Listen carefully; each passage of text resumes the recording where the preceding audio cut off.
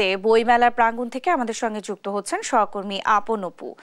অপু, বইমেলার শেষ মুহূর্তের চিত্র কেমন দেখেছেন আর দর্শনার্থীরা কি বলছেন? ন্যান্সি, আজ অমর একুশে বইমেলার শেষ দিন, শেষ সময়ে জমে উঠেছে অমর একুশে বইমেলা। এবং আজকে আমরা দেখেছি লেখক পাঠকদের অনেক পর্যাপ্ত পরিমাণে উপস্থিতি আমরা আজকে বইমেলাতে দেখেছি এবং আজকে প্রচুর বেচা বিক্রিও হয়েছে, প্রকাশকরা আমাদেরকে যেমনটা জানিয়েছেন। আর যদি একটু জানিয়ে রাখি, আজকে অমর একুশে বইমেলায় নতুন বই এসেছে 335টি এবং এখন পর্যন্ত এবার মেলায় নতুন বই প্রকাশিত হয়েছে 3299টি।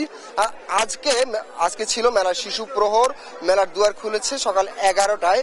এবং যদি একটু জানিয়ে রাখি, মেলা শুরু হয়েছে শিশু প্রহর দিয়ে। সেদিন ছিল শনিবার, সেদিন মেলার দুয়ার খুলেছে দুপুর 2টায় উদ্বোধনের পরপরই। এবং আজকেও মেলার দুয়ার খুলেছে সকাল 11টা বাজে। এবং আমরা আজকে দেখেছি শিশুদের উপচে পড়া ভিড় দেখেছি মেলায়, এবং পাঠকদের লেখকদের অনেক ভিড় আমরা দেখেছি, অনেকে এসেছেন। আমার সঙ্গে একজন দর্শক, একজন বই প্রেমী রয়েছেন, আমরা একটু কথা বলার চেষ্টা করবো তার সঙ্গে। কেমন আছেন? এই তো ভাইয়া, ভালো আছি। এবারে আজকের মেলায় দেখে কেমন লাগছে আপনার? আজকের মেলা অনেক বেশি জনসংখ্যা বহুল এবং খুব ভালো লাগছে। অনেক মানুষের সমাগম দেখা যাচ্ছে, অনেকটি বই প্রেমী এখানে আছে, সবাই বই কিনছে, হয়তো বা কেউ কেউ বই দেখছে।